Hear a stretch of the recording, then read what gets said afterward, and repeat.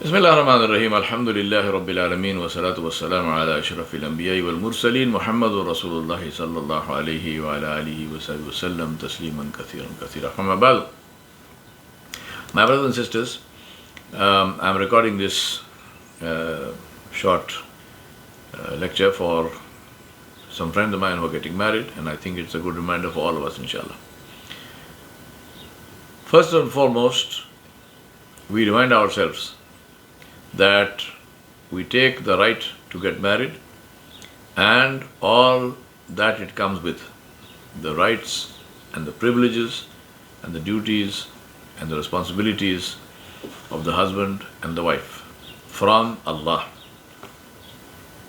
Allah subhanahu wa ta'ala mentioned in Surah An-Nisa, the first ayat of Surah An-Nisa, Allah subhanahu wa ta'ala said, أعوذ بالله من الشيطان الرجيم يا أيها الناس اتقوا ربكم الذي خلقكم من نفس واحدة وخلق منها زوجها وبث منهما رجالا كثيرا ونساء واتقوا الله الذي تساءلون به والأرحام إن الله كان عليكم رقيبا. Allah subhanahu wa ta'ala said, which means, O humanity, O mankind, be mindful of your Rabb. Have taqwa of Allah. Be mindful of your Lord who created you from a single soul, from our father Adam alayhi salam. And from that person, from that soul, he created its mate. And that is our mother Hawa alayhi salam. And through both of them, he spread countless men and women. So Allah subhanahu wa ta'ala is saying that all of us are created from Adam alayhi salam and Hawa alayhi salam. I don't use Adam and Eve because those are not their names. Their name is Adam and Hawa. He spread countless men and women. And Allah said, and be mindful of Allah, have taqwa of Allah, in whose name you appeal to one another and honor family ties. Meaning that you call upon one another, you appeal to one another in the name of Allah. So we take our rights from Allah subhanahu wa ta'ala. And then Allah said, Inna Allah kana alaykum raqiba. Surely Allah is ever watchful over you. So this is a very important aspect of our marriage that we need to be very clear about in our lives. That we take the rights of marriage from Allah subhanahu wa ta'ala himself. Secondly, to understand that what Allah subhanahu wa ta'ala said about marriage, which is Allah subhanahu wa ta'ala said, وَمِنْ آيَاتِهِ أَنْ خَلَقَ لَكُم مِّنْ أَنفُسِكُمْ أَزْوَاجًا لِتَسْكُنُوا إِلَيْهَا وَجَعَلَ بَيْنَكُم مَّوَدَّةً وَرَحْمَةً إِنَّ فِي ذَلِكَ لَآيَاتٍ لِقَوْمٍ يَتَفَكَّرُونَ. Allah subhanahu wa ta'ala said, and from his signs is that he created from amongst you your mates. وَجَعَلَ بَيْنَكُم مَّوَدَّةً, and he put between لِتَسْكُنُوا إِلَيْهَا, so that you may find tranquility with each other. وَجَعَلَ بَيْنَكُم مَّوَدَّةً وَرَحْمَةً, and he put between you love and mercy. إِنَّ فِي ذَلِكَ لَآيَاتٍ لِقَوْمٍ يَتَفَكَّرُونَ. Truly in this there are signs for those who reflect. So Allah subhanahu wa ta'ala has mentioned three things. First of all, he said that the fact that we get married, the fact that we have spouses, the fact that we have that we get married to one another is a sign of the mercy of Allah, that he created from amongst us our mates. Then he said, so that we find tranquility with each other. The meaning of tranquility is that from that moment onwards, as for example, Allah used the word sukoon, and it's the same term as that which is used for the haraka, for the accent on the letter in the Arabic language, and of course in many Semitic languages, which indicates the way that letter is to be pronounced. So in the Arabic language we call this haraka, means a movement. So it is a, I, u. So three kinds of movements.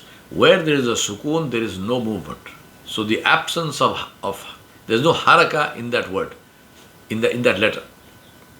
So sukoon is the absence of movement away from the spouse from the moment of getting married. So the heart, the eyes, the ears, the mind, the hands and the feet will not move away from the spouse. There is total and complete faithfulness and integrity with the spouse, and integrity and respect for the marriage. In Islam, it is not okay to have some other person as a as a boyfriend or a girlfriend. This is not accepted and not acceptable, and it is haram in Islam. You get married to your husband or wife, and that is it. It's also a very good idea to develop this relationship where your husband or your wife is your best friend, your greatest confidant, who keeps your confidences. And remember, never violate that. Telling your own family, your own mother or your father, what your husband or your wife told you is a violation of that trust. Please understand this. There should be trust in the marriage. There should be complete confidence in each other. Looking at each other's phones and messages is a violation of that trust. It's a big sign that the marriage is in deep trouble. Don't do all of those things. Sukoon. Be at peace with each other. Sukoon also means making the marriage home a place of tranquility. If the ship comes off the ocean, comes back, having been battered by storms, into a harbor in which another storm is brewing, that is serious bad news for that poor ship. Do not do that. The home is a place of tranquility. Especially the bedroom is a place of tranquility. No quarrels in the bedroom, no arguments in the bedroom, no screens in the bedroom. Right? Complete and total attention to the husband and the wife. Keep all of that outside the bedroom. Place of tranquility. Tranquility in the heart, tranquility in the home. The marriage home is not a boxing ring. It's not a judo or aikido dojo. This is not your wife or your husband is not your sparring partner. They are your confidant. They are somebody you have complete and total trust in. Remember, a beautiful marriage is where there are no defenses between the husband and the wife. And that is why every word and everything you say and do will have a huge impact. With others, there are defenses. With the husband and the wife, there are no defenses. There should be no defenses. There should be the trust that you have must be such that there is no need for defenses. Point number 2. Allah said, He put between the two love. Love is different from sex. We're not talking here about sex. We're talking about love. The sex that comes out of love is a different kind of sex. Here we're not talking about that. We're talking about love. Love comes out of respect. Out of respect for the individual, not for the money they make, for the individual, for their ethics, for their values, for their behavior. So make sure that this is something that comes out, the best of you comes out before your wife and before your husband. Respect that, value that, appreciate that, talk about that, show that love. Kiss your husband, kiss your wife every single day of your life. Maybe several times a day, but at least once. A beautiful marriage is where you fall in love every morning when you wake up. In Islam, we grow in love. We don't fall in love. Falling is a bad idea. It hurts you. We grow in love. And every day you grow in love. The longer you stay married, the more you grow in love. Love is where you have a special secret language for each other. You have special words that only only you understand. But people almost, it's like extrasensory perception where without speaking, you know what the husband wants and you give it, and you know what the wife wants and you give it. You don't have to say anything. You see this in beautiful marriages. I've been blessed with my elders who have these beautiful marriages. They didn't sit together and have long conversations because the hearts were connected, the minds were connected. They knew what each other was thinking. Sometimes a word was enough. Sometimes even without a word it was enough. But that doesn't mean don't have conversations. Do that. Shared interests, very, very important, but also very important to give each other enough space apart. My wife is an abstract painter, I am a Philistine. I write, I speak. My wife attends my speeches maybe 2 times a year. Alhamdulillah. I have no complaints, she has no complaints. Alhamdulillah. Give them space. It's not necessary to have the same interests. It is beautiful if you do have them. I'm very interested in wildlife, I'm very interested in going out, I'm very interested in wildlife photography and so on. But for my wife, a lion is a lion is a lion. An elephant is an elephant is an elephant. For me, each one has a different personality. I'm deeply interested in those things. She's not. It's fine. Alhamdulillah. So, common interests, beautiful. Not having them, also beautiful. Give space, but togetherness. This is the meaning of love. And then rahmah, Allah said mercy. Mercy is essential for forgiveness, and forgiveness is critical to any relationship, including our relationship with God, with Allah subhanahu wa ta'ala. It's an absolutely critical requirement in a marriage. Without that, no marriage can survive. We need to forgive one another. Sometimes when I'm counseling, and may Allah save us from reaching that stage, one of the spouses, oh, but you see, she did that. Oh, but you see, but he did that. And I say, of course he did that. That's why you need to forgive. Otherwise, what are you forgiving? If he did nothing, there's nothing to forgive. Of course they did that. Forgive. We ask Allah to forgive us because we commit sins. We don't say, I didn't do it. Yeah, of course I did it. But please forgive me because you are the greatest and you are the most forgiving of all those who forgive. We are His slaves. We are His creatures. Forgiving each other. And honoring what went before. Honoring the way that we treated each other. This is mercy. Now, what are the requirements of a nikah in Islam? There are 4 requirements. Number 1, mutual consent and agreement between the bride and the groom. For this, it is essential for the two to meet and to talk to each other. Ask any question you want. When you meet, not alone in a room, secluded, no. In a public place. Either with a chaperone, without a chaperone, doesn't matter. In a public place.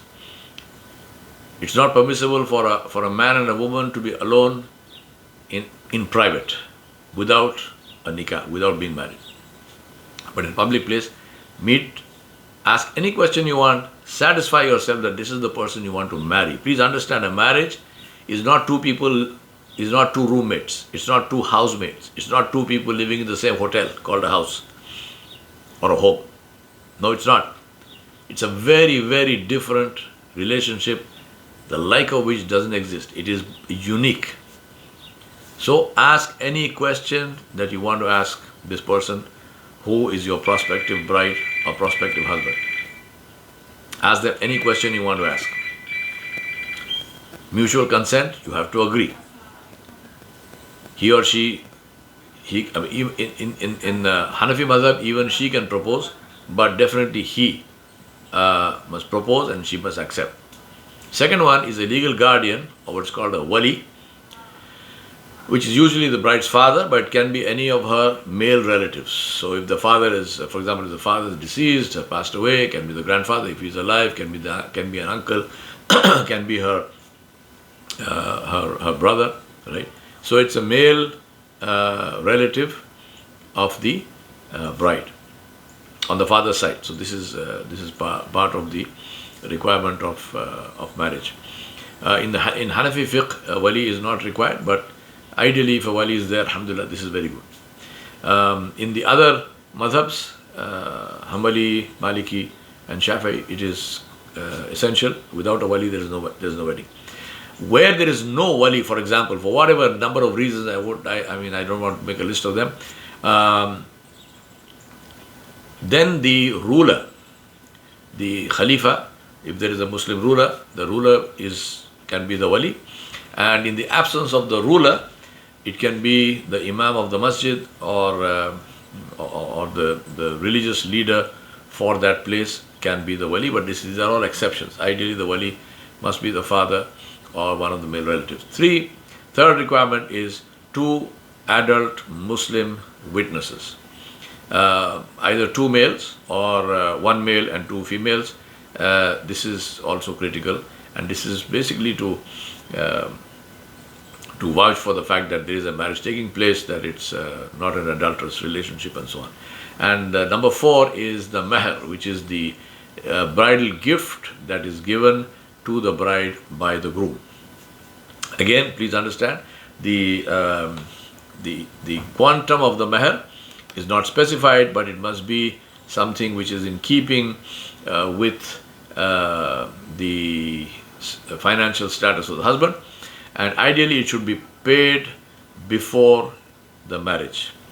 It can be deferred. You can pay a part before the marriage and part later, but ideally speaking, before the marriage. And my advice to the women is, take the meher. It is your right. Don't fall into this thing of saying, oh, $1 is enough, and give me a copy of the Quran. You go buy the copy of the Quran. You don't need to marry the man to get a copy of the Quran. Take meher, and that means money, either in gold or property or cash, right? It is your right. Don't give it up. Take your meher, and if you can't pay your meher, then maybe you should be thinking twice about marrying the man. It's very simple as that. So please be very clear about this. Meher. Then there are rights of the husband and the wife. Now again, many new Muslims, they read websites which specialize in Islamic legal rulings and books on Islamic jurisprudence.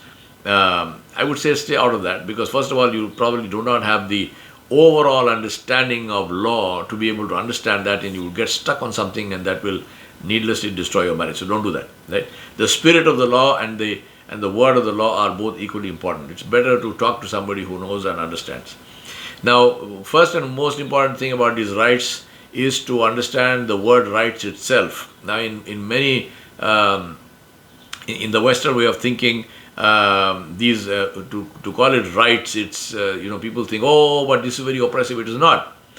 In Islam, the marriage is a legal contract. It is legal. It is legally valid, and it is legally enforceable. So it is very important to understand that and keep that in mind, and not fall into the trap of treating it less than what it is. It is a legal contract, so understand that. Second very important thing to understand is that there's no oppression involved. It's like it's the primacy of responsibility. So in certain cases, the wife is primarily responsible.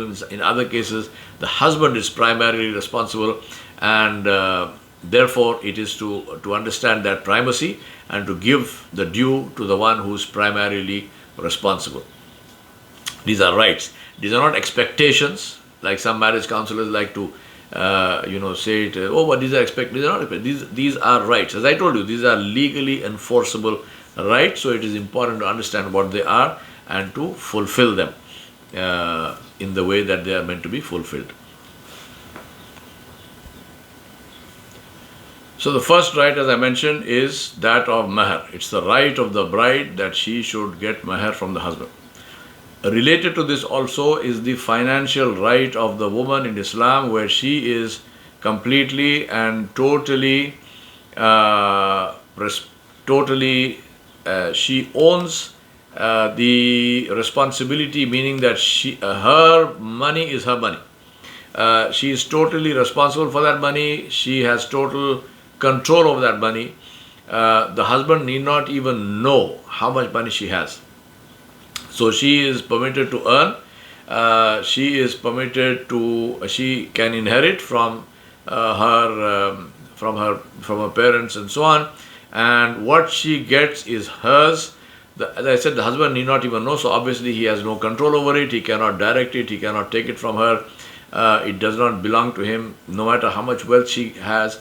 The reason I'm saying that is because this is very different from, for example, in Christianity, and especially in medieval times and even now, legally the wife's property belongs to the husband. The moment she gets married, everything gets transferred to his name. In Islam, no. Her property is her property, her money is her money, and the husband has nothing to do with it whatsoever. We'll come to what the husband needs to do. Second thing is good treatment. Islam puts a great deal of emphasis on good treatment, on the emphasis on the way the husband must treat the wife. Rasulullah Sallallahu Alaihi Wasallam said that the best of you is the one who treats his wives the best. And he, in his last khutbah, in his last sermon, he warned people. He said, beware and fear Allah with respect to those in your control, with the women in your control, meaning your wives. In the khutbah he said, fear Allah in regard to the women. You were given them as a trust from Allah, and by the word of Allah they have become lawful for you. So please understand this, that very important for us. A wife is a trust. She is your friend, she is your confidant, she is somebody who is worthy of respect. She is equal to you in every respect, right? Don't fall into the Islamophobic garbage that floats around, that women have no rights in Islam. If you knew what Islam gives women, believe me, every non-Muslim woman would become Muslim. And that is also if the Muslim men give the women their rights. Islam has given it. Many men stop. They don't do that. So please understand this very clearly. The woman is not your slave. She is not your dog. She is not your cat. She is your wife. And she is your trust. And therefore you respect her and you take care of her and you treat her as she is entitled to be treated. Number 3, financial maintenance. A wife has the right to financial maintenance, including food, clothing, and shelter, in keeping with the husband's financial status. Your wife is entitled to cooked food.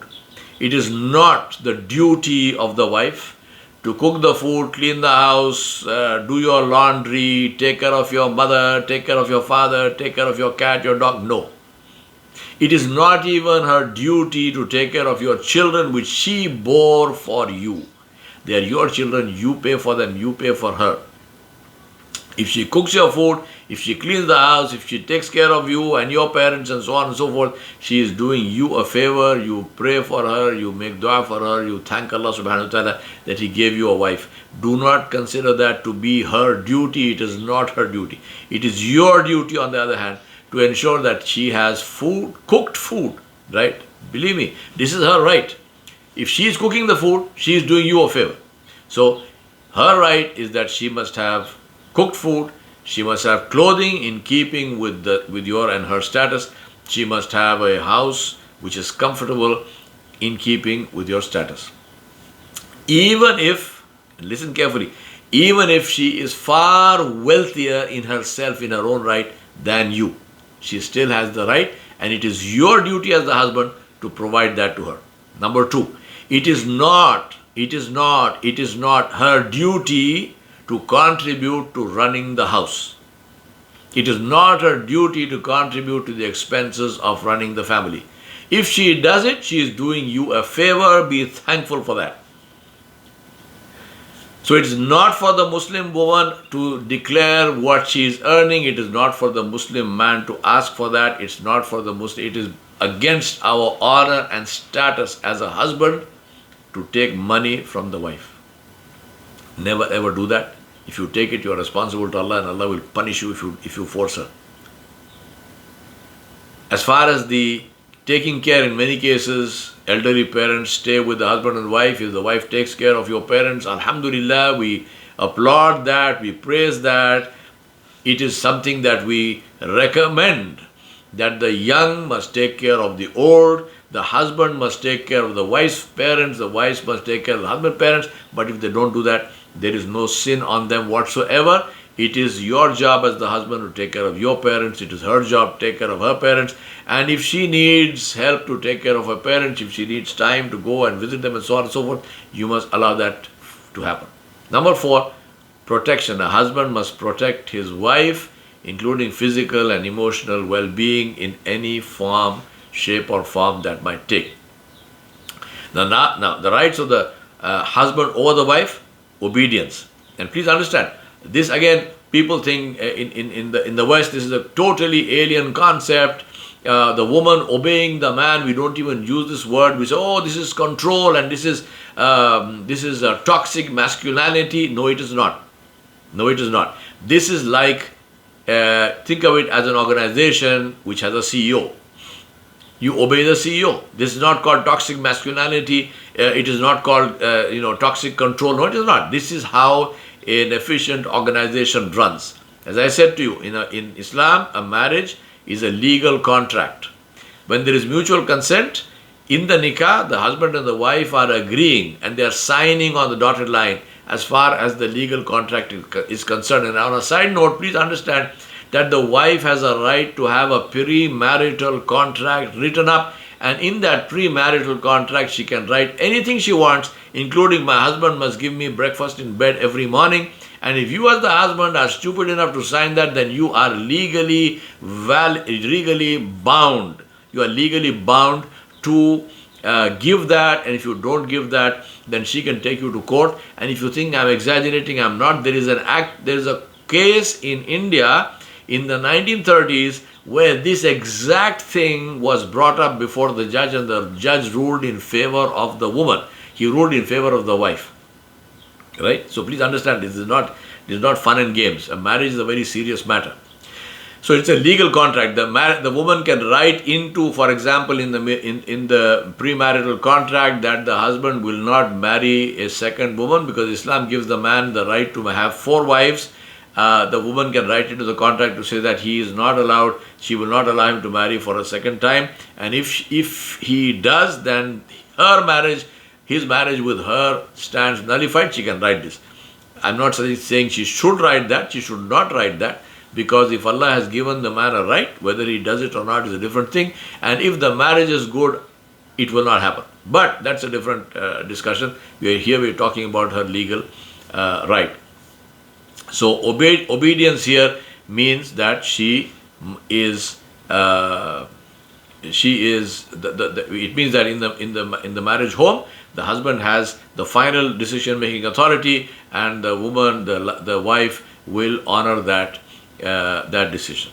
Now, Rasulullah sallallahu alaihi wasallam, the Prophet Muhammad, peace be upon him, he said that if a woman offers her 5 daily prayers, fasts the month of Ramadan, guards her chastity, and obeys her husband, it will be said to her on the day of judgment, enter through any gate of paradise that you wish. And this is in Ibn Hibban, enter through any gate of Jannah as you wish. So the obedience, wife obeying her husband is not like a slave obeying a master. It's not like a servant. She's a free woman. She's not a slave. It means that the husband cannot abuse his authority over the wife and act like a tyrant. He cannot do that. He must remember that he is a slave of Allah and will be questioned about how he treats his wife. Third, the husband must conduct the affairs of the family with mutual consultation with his wife, but in the end, it is his decision. So she can't blame him. He can't blame her for the decision. But you must consult, because it is very stupid not to consult with your wife. And of course, if you have adult children, you must consult with them as well. The wife must not object to this decision-making authority and recognize, as I said, like any CEO, the husband is the CEO of this family, and therefore he has the right to take the decision. And this is something which Allah has given. Allah has said, "Ar-rijalu qawwamuna 'ala nisa." The rijal, the men, have authority over the women. So please understand that. In Islam, there is no equality. There is equal responsibility. There is equity. To make two, for example, if you have we talk about a level playing field, but in a level playing field, if you put a tiger against a mouse, the tiger will always win. So there is no equality there. Here in Islam, each person, the husband and the wife, are given responsibilities for which they are primarily responsible. So the primary responsibilities of the husband is what I am talking about. Then protecting for the woman, protecting the honor and dignity of the husband. Rasulullah sallallahu alaihi wasallam said, the wife is the guardian over the house of her husband and over his children, and therefore her primary responsibility is not to earn a living, is not anything. It is to raise children who are raised upon Islamic values, to raise good, ethical, moral, responsible children who are a benefit for society and who are standard bearers of Islam. Then also the duty of the woman is that she must not leave the house without the husband's permission. Rasulullah Sallallahu Alaihi Wasallam said, if the wife of any of you should ask permission to go to the mosque, do not stop her, do not prevent her. Now this does not mean, when we say she must not leave the house without the husband's permission, it does not mean that every time she needs to go, she must come and ask, can I go? No. This is a general rule to say that she must not just disappear one day. He comes home, he finds, I have no clue where she's gone. No. There has to be an understanding between the two. Yes, of course, you are welcome, go wherever you like, and so on and so forth. You have that kind of an arrangement. There is no problem. This is just to minimize the conflict and not to do that. And as far as going to the mosque is concerned, she does not need his permission. She can even go without that because the Prophet ﷺ gave her that permission. But ideally speaking, wherever she wants to go, including to her parents' place, shopping, wherever she wants to meet her friends, let your husband know and seek his permission. If your husband does not like you to go to some place, then do not go there. That is the meaning of saying seek permission. Doesn't mean you keep going asking every time. No, it means that especially if you know your husband doesn't want you to meet some people, doesn't like you to go to some place, then resolve that between the two of you and come to a settlement. But if he still does not like you to meet some people or go to some place, then do not go. If you do that, you will be violating the law of Islam. Then the third thing, the third or fourth, I've forgotten the number, doesn't matter, is not allowing anyone to enter your house without his permission. Now again, this does not mean every one time the permission has to be sought. It means that don't allow somebody he disapproves of or somebody that he does not like to come to your house. Right? Now most of us never have these issues, but it is good to know what the law says about the matter. So if there is somebody that your husband doesn't like, do not allow them to come into your house. Taking care of his property, taking care of the house, taking care of the children, this is the primary responsibility. Final thing is concealing bedroom secrets. This is very important. We live in a world where we talk about everything is on Facebook. This is completely haram in Islam. To put anything private onto Facebook, onto internet, to talk about things which should be private is haram. It is highly undignified, it is disgusting, it must never be done. But since we seem to live in this kind of ridiculous culture, I think it is important for me to mention that more clearly. So do not fall into this trap of especially bedroom, in terms of sex life and so on and so forth. Do not talk about that in public. It's very common in this culture. People talk about this all the time. This is social conversation. Please, not with Muslims. Respect each other's privacy in this regard. Sexual intercourse is the right that each person, the husband has over the wife and the wife has over the husband. And that is the right that Allah subhanahu wa ta'ala gave. In this context also, very clearly, sorry to be explicit, but this must be said, vaginal intercourse is prohibited during the menstrual cycle and postnatal bleeding, and anal intercourse is severely prohibited at all times. There is no such thing in Islam. Right? Because many times people fall into, and the reason is that there are many people, including Muslims, who are addicted to pornography, which is haram, and they see all of this garbage on pornography and they want to try that in their bedroom. Please do not do that. In Islam, even as far as sexual intercourse is concerned, there is dignity. This is a religion of dignity. We live with dignity. We treat each other with dignity, and therefore this is something which must be respected. And of course, most welcome. If anyone has any questions, so please ask whatever you like to ask. We ask Allah subhanahu wa ta'ala to help us to live our life in a way which is pleasing to Him and which is a source of beauty and harmony and dignity for us. Wa sallallahu ala nabiyil kareem wa ala alihi wa sahbihi ajma'in bi rahmatika ya arhamar rahimin.